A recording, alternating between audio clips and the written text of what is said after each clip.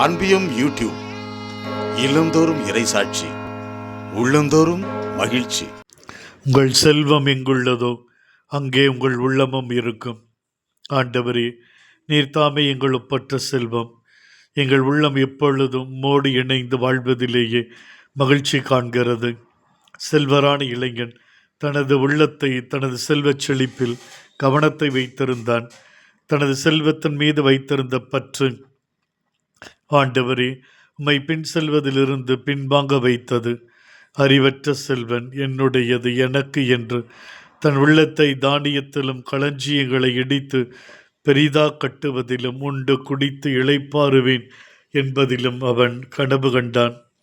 ஆனால் அவன் உள்ளத்தை கொள்ளை கொண்ட செல்வ சுகங்களை அனுபவிக்கும் பாக்கியம் அவனுக்கு கிடைக்கவில்லை. யோதாஸ் தன் உள்ளத்தை 30 வெள்ளிக்காசலில் பறிகொடுத்தான். ஆண்டவர் இயேசுவை இழந்து நின்றான்.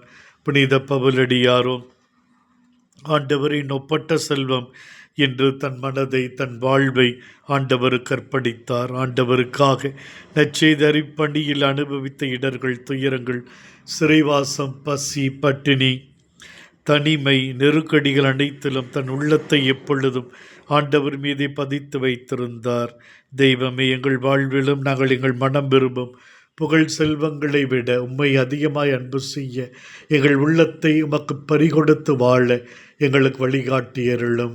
இந்த அன்பியம் யூடியூப் சேனலை நீங்கள் ஷேர் பண்ணுங்க, சப்ஸ்கிரைப் பண்ணுங்க, லைக் பண்ணுங்க. Wish you all the best.